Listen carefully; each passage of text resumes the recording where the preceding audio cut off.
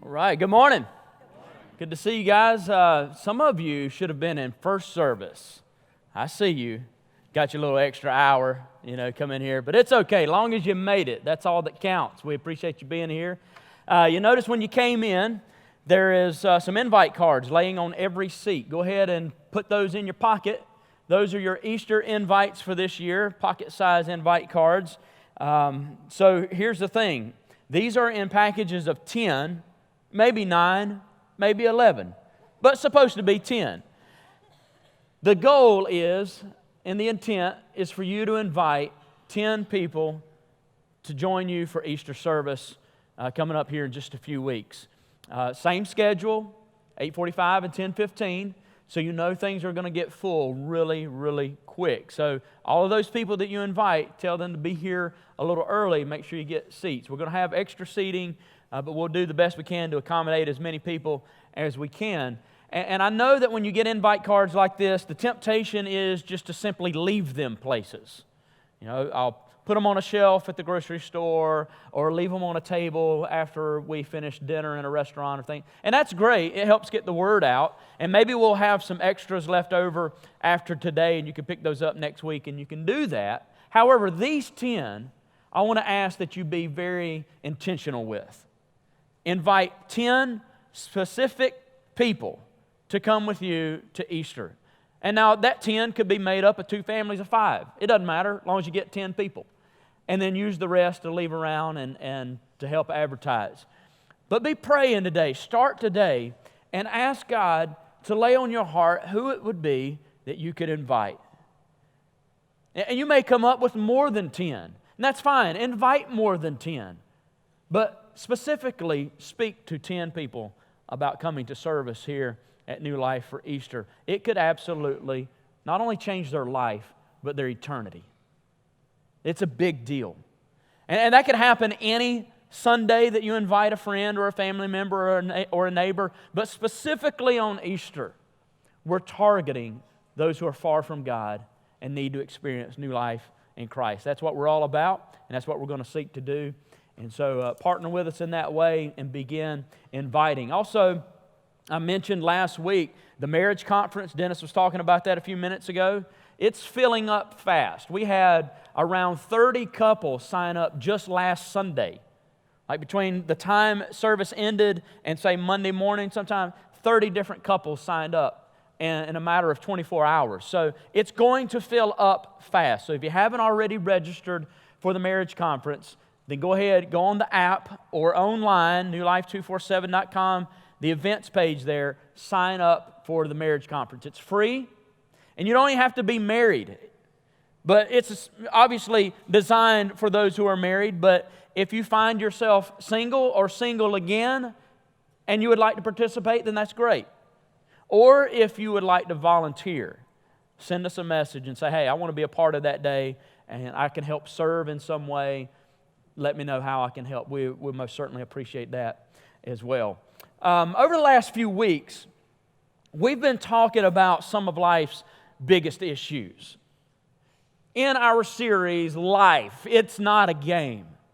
So there's probably other subjects we could talk about, but these are some of the big ones. What is my purpose in life? How do I find, the purpose for which God created me? And how do I fulfill that? It's a pretty big deal in life. Eric talked about creating a healthy spiritual environment at home and how important that is in life. We've talked about finances. Last week about what really matters most. Above all things, Paul says, pursue love. It's that important. And today I want to wrap things up talking to you a little bit about grief and about life's losses. And when we begin to think about the word grief or grieving, I think it's important that we establish a good working definition today, because most of the time we will automatically think in terms of death. Grieving, grief, and loss are confined to that one experience in life. But as I've noticed in my own life, there are a lot of different ways that a person can experience loss and go through the process of grief. And so I like the way one grief recovery group defines it. And they said that grief is the conflicting feelings caused by the end of or the change in a familiar pattern or behavior. I'm going to read that again. You might want to write it down so you can remember it later. That grief is the conflicting feelings that are caused by the end of or a change in a familiar pattern of behavior. And so with that kind of a definition, we can easily see that we can experience grief as a result of any sort of loss in our life. Certainly if we were to lose a family member or a close friend by way of death, that's certainly understandable. But I've experienced loss and then had to grieve in a lot of different ways over the years. I've lost several jobs, and those triggered conflicting feelings, frustration, disappointment, sadness. Jessica and I, we celebrate 16 years of marriage this month. And throughout our marriage, there have been times of significant change that have triggered those conflicting feelings, where we've experienced loss and we've had to grieve in certain ways and in varying degrees. One of those took place like right after we got married. We hadn't even been married 7 days. We took a cruise for our honeymoon. Had the time of our life. Just really enjoyed it. And so we're getting off the ship. We're walking down the ramp, to head back home. And I look over and I notice her crying. And now I'm thinking to myself, I'm new to this whole marriage thing, but I don't think I've done anything wrong. We'd already been together like 5 years and felt like we had each other sort of figured out a little bit. But I'm thinking, I don't think I did anything wrong, but maybe I should check. And so I asked her, I was like, what's going on? Why are you crying? And she looks at me and her face is just, soaked with tears. And she's like, it's not going to be the same. See, it had dawned on her that life was not a cruise. Marriage was not a cruise, especially to me. Things were going to be different.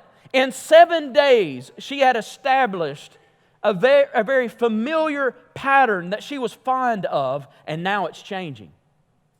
Nothing's going to be the same, and from this moment forward, everything's going to be different. And in her own way, in that moment, she lost something, and she grieved. And so now, I know you think that might be a little petty, but it happens.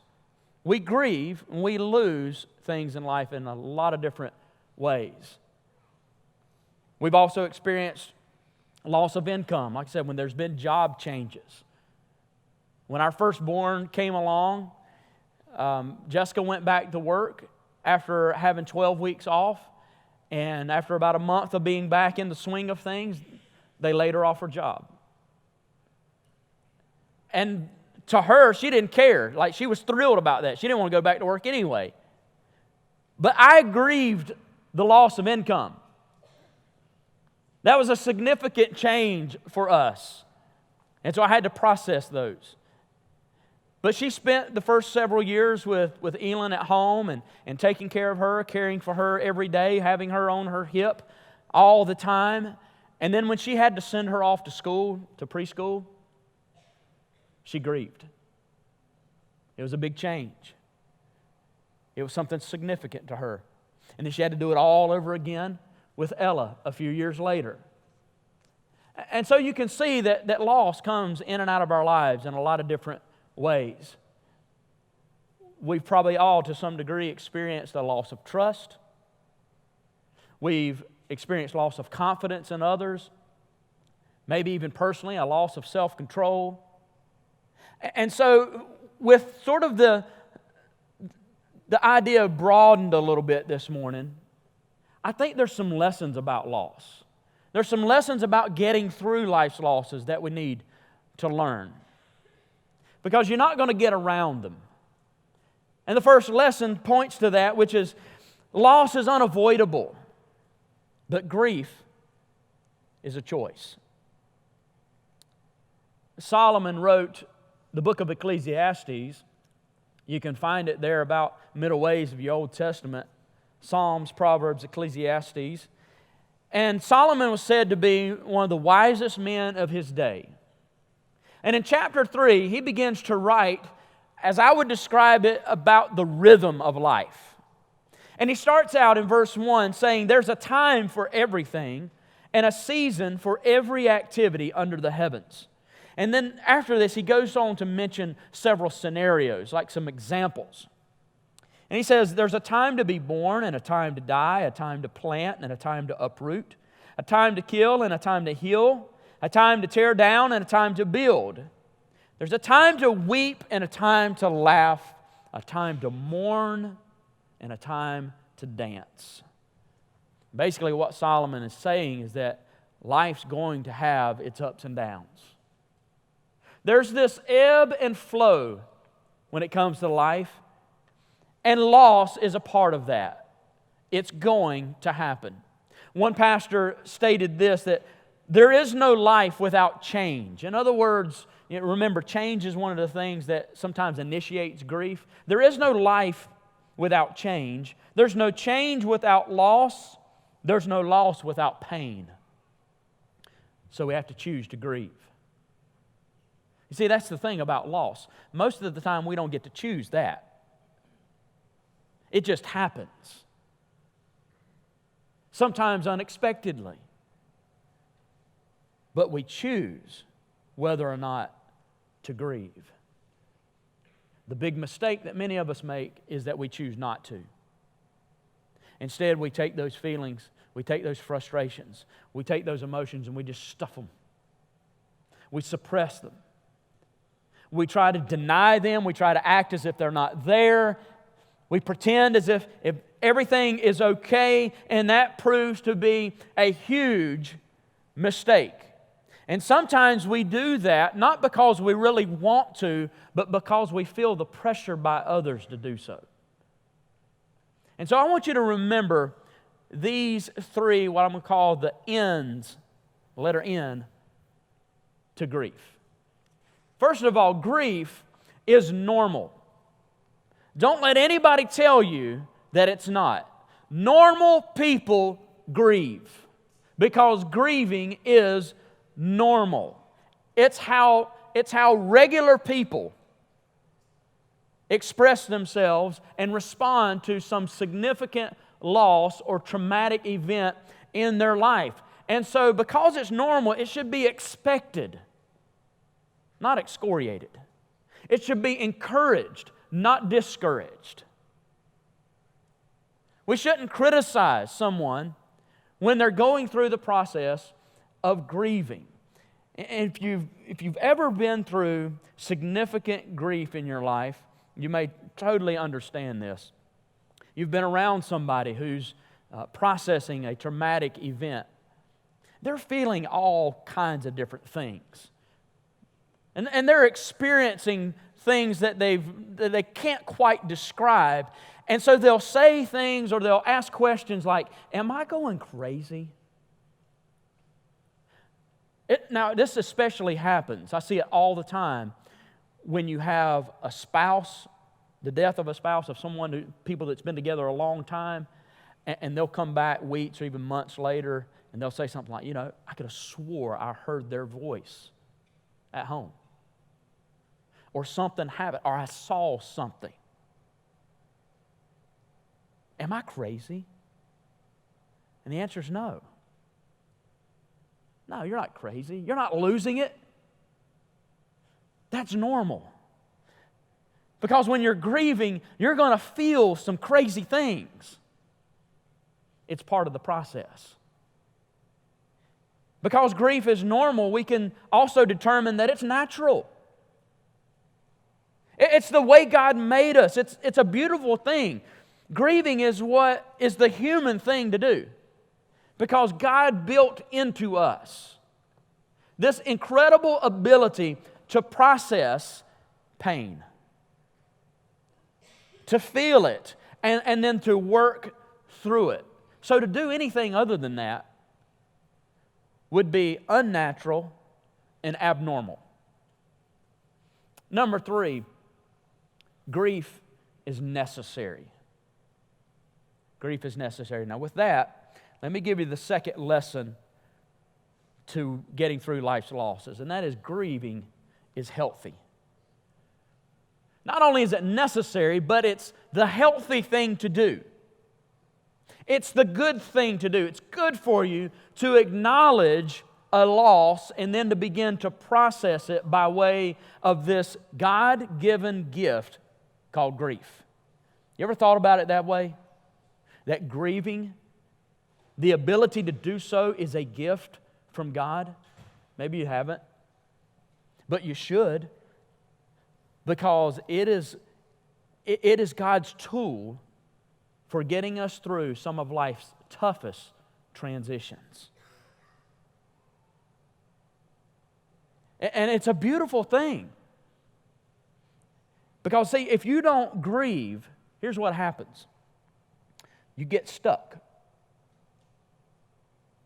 You get stuck at that place in your life. And I would be willing to bet that there are some people in this room that you are stuck at 14, 18, your mid-20s, somewhere in your 30s.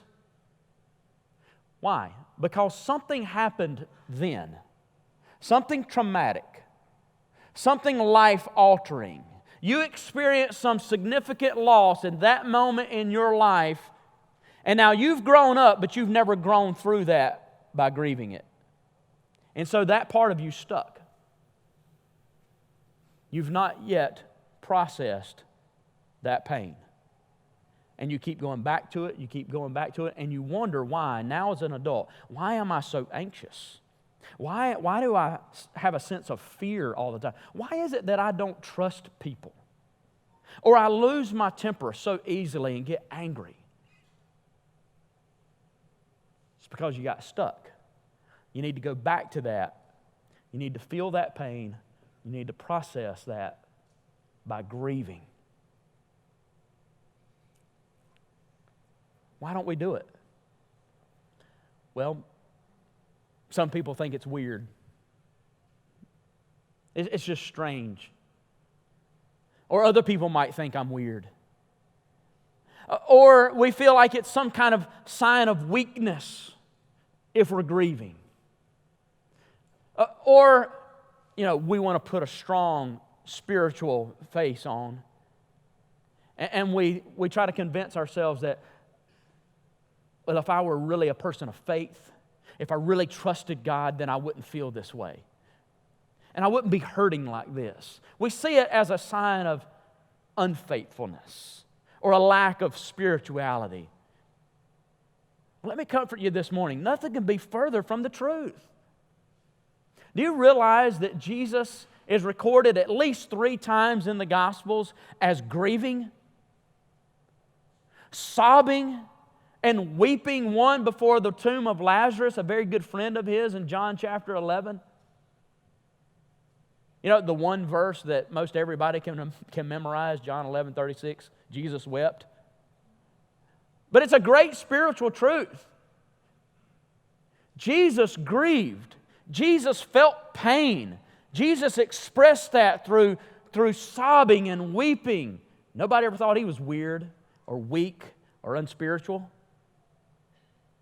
Also in Luke chapter 13, he looked across the city of Jerusalem and he saw the people as being sheep without a shepherd. And you know what he did? He grieved. He felt that pain and he processed it. And that night before he would go to the cross in the garden, as he was praying, Father, if there's any other way, but not my will, let yours be done. You know what he was doing? Grieving. Sobbing and weeping before the Lord. Hebrews chapter 5 verse 7 states that during His life, Jesus would often offer prayers to the Father with loud cries and tears. He knew what it was like to feel and to process pain. So don't ever let anybody tell you you shouldn't grieve. It's the best thing you can do. And it's the biggest mistake not to. Because this is God's way to get us through. Loss is unavoidable. We have to choose to grieve. It's a good thing. It's a God thing. Now, with that said, let me give you this third lesson. When we grieve, we need to know that God grieves with us. Isn't that an amazing truth? What a blessing that is to know that the God of heaven not only gives us the ability to feel and process pain and loss. See, that sets us apart from all other creation. That is one piece of evidence that says we are created in His image, that we can do this. But beyond that, He not only gives us the ability, but He says, I will grieve with you. The Bible teaches us that He won't abandon us. He won't just leave us to our own, but that He will walk with us through these times of pain. Listen, I like to think of God in very joyful terms, but the reality is the Bible also teaches me that the God that I know and serve is a grieving God. He is a suffering God. He is a sympathetic God. Because in Isaiah chapter 53, verse 3, Isaiah described the Messiah, Jesus, in this way. He said, He's a man of sorrows, acquainted with the deepest grief. So no matter how badly you're hurting or how deep the grief is, Jesus knows. He understands. One example of this is if you go back and you study the history of the Israelites, you go back to the Exodus, where for hundreds of years the people were enslaved to the Egyptians. Do you think at some point that they were grieving? They were hurting? And they were dealing with loss? Well, of course they were. And when God speaks to Moses through that burning bush there in Exodus chapter 3, listen to what He said. Verse 7, He says, I have indeed seen the misery of my people in Egypt. I have heard them crying out because of their slave drivers, and I'm concerned about their suffering. So I have come down to rescue them from the hand of the Egyptians and to bring them up out of that land into a good and spacious land, a land flowing with milk and honey. Listen, we need to start reading the Bible not just for information, but for transformation. We need to start taking what it says and applying it to our lives. So if we do that here, you know what this means? That the same God who saw their misery, who heard their cries, and who says, I am concerned about their suffering, is the same God who sees yours, He hears mine, and He's concerned. God is moved by our pain and our grief, and He says, I will come down. I'm going to come down to be with you. I'm going to walk with you through this time. You will never have to go through anything like this alone. Listen to what David wrote in Psalm 34. This is during one of the darkest times in his life when he didn't even know if he could go out in public safely. He says in verse 17 of Psalm 34, the righteous cry out and the Lord hears them. He delivers them from all of their troubles. The Lord is close to the brokenhearted and saves those who are crushed in spirit. You see, sometimes when we're hurting the most, we feel like God is farthest away. But the Word of God just says, when you feel crushed, you can know He's close. Listen, that was a bonus. I don't want you to miss that. That wasn't said in the first service. When you feel like you're crushed, He's close. You need to circle that word and never forget how close God is. He's close. He's near to the broken-hearted, to the hurting, to the grieving. Something else that we need to know about life's losses is that grief, the pain is healed in community. This is an important element in the process of healing. And I've said this over and over and over. I get tired of saying it, but I'm just going to keep saying it anyway. We're not meant to do life alone. That's not the way God made us. We're stronger together. We're better off in community. And we see that to be true from the beginning of human history all the way up until the present day. You see, God created Adam, the first man, and placed him in a perfect environment, and yet still said, it's not good for him to be alone. I've heard people say, well, I've got God, He's all I need. Listen, I understand what you're saying there. And in the grand scheme of things, yes, God is all I need. But listen, Adam had God too. Adam had a face-to-face relationship with the Creator. He spoke with the Creator as you would speak with a friend. And God still said, it's not good to be alone. Isolation and loneliness displeased the God of heaven. And so He created Eve so that He would have companionship, so that He would have someone to experience the blessing of community with. And you might say, well, I'm not married. I'm not looking to get married. I don't want to get married. Listen, this ain't about marriage. This isn't even about dating. This is about you and I needing someone in our life to help us, to encourage us, to support us, to help heal us. It's about us being that kind of person for somebody else. That's how important community really is. Paul wrote about it in Galatians chapter 6, verse 2, where he said, carry each other's burdens. And in this way, by carrying one another's burdens, you will fulfill the law of Christ. You'll be doing exactly what Jesus expects you to do. He would also write in Romans chapter 12, verse 15, rejoice with those who rejoice, and mourn with those who mourn. Now think about this for a moment. How are we going to carry one another's burdens? How are we going to rejoice with others? How are we going to mourn with others if we stick to ourselves? We keep to ourselves. We isolate. You can't. It can't be done. Healing comes through community. This last lesson on getting through life's losses, and then I'm going to give you a few next steps, is that grieving takes time. This process of healing and working through whatever pain and loss you're experiencing, it takes time. I can't tell you how many people I meet with who are grieving in some way, who ask me, how long does this take? You know what the answer is? As long as it takes. As long as it takes. Because I really don't know. You can't set a time clock on it. You can't put a date on it. It takes as long as it takes. And it's going to be different from everybody. Because we all process loss in different ways and at different speeds. And see, that's the thing we all need to understand, because when we're not hurting, when we're not experiencing the same loss in the same way, we can sort of become numb to it. And we start then assuming and imposing on those who are hurting.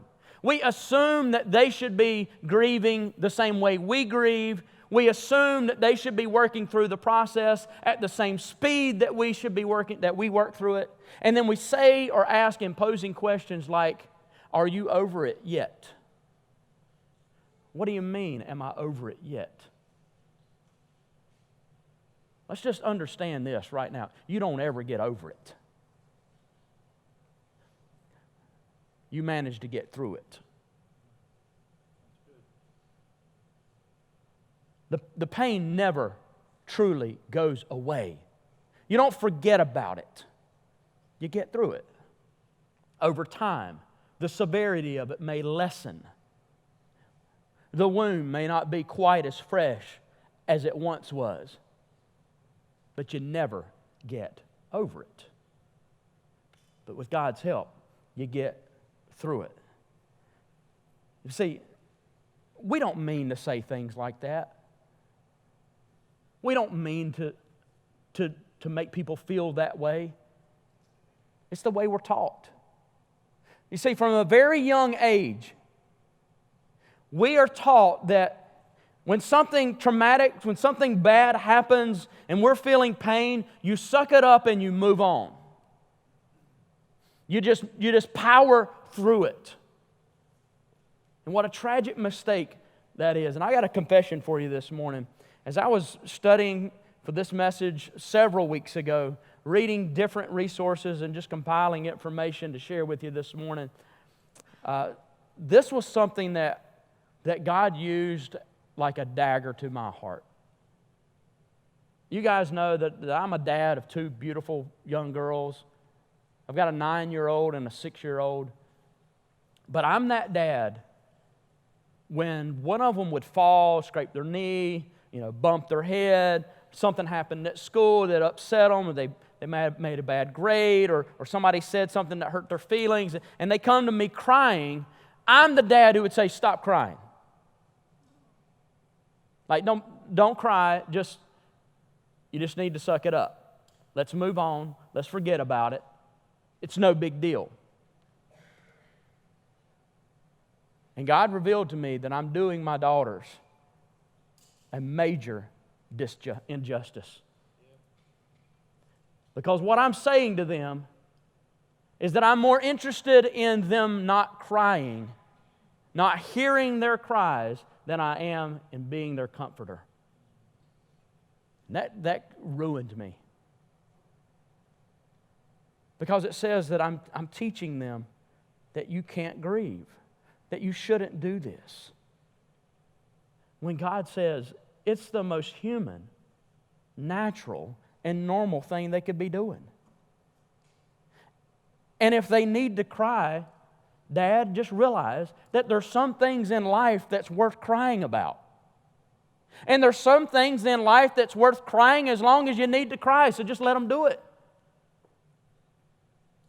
Rather than teaching them to stop, to suck it up, God's teaching me that I need to teach them, and maybe even learn myself, how to lament. You know what that word is? Probably not, because we don't use it. To lament means to express with an agonizing cry what you're feeling deep inside.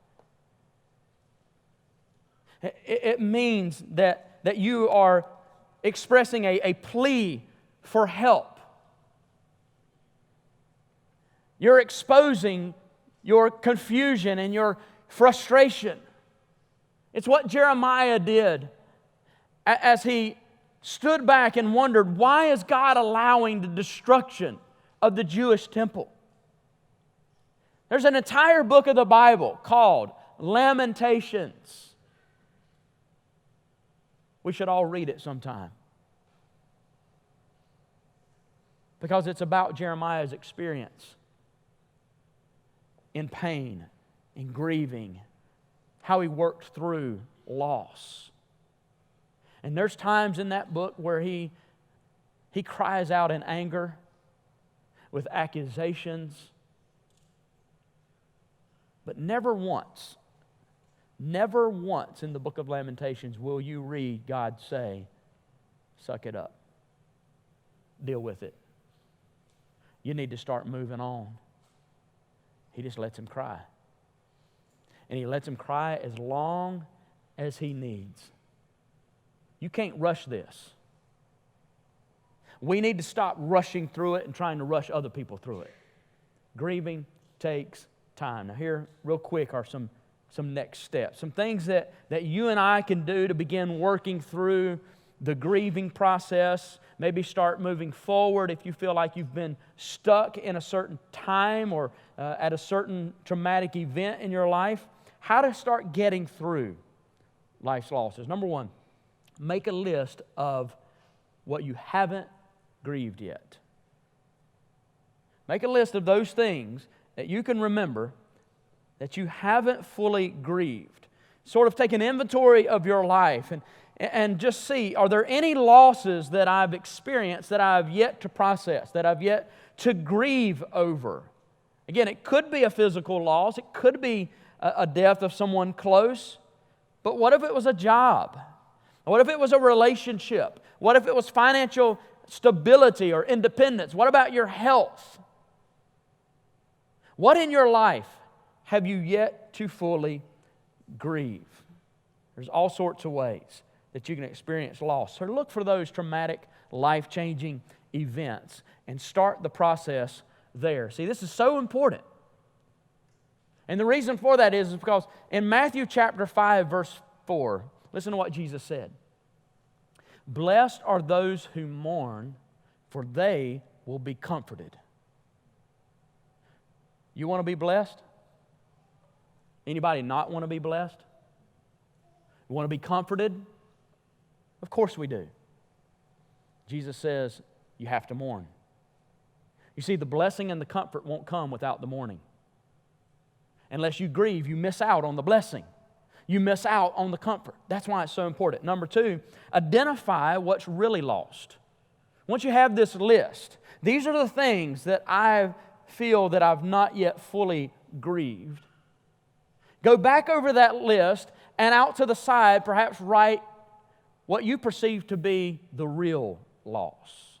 I mean, for example, maybe on your list somewhere you wrote down that, I grew up in an abusive home or a home with an alcoholic parent, and that traumatized me, that did something to me. And I've not yet gotten over that. The next question is why? What about that? What was it that you really lost there? And just allow God to bring to surface what you should really be grieving. What did you really lose when you decided to use drugs for the first time?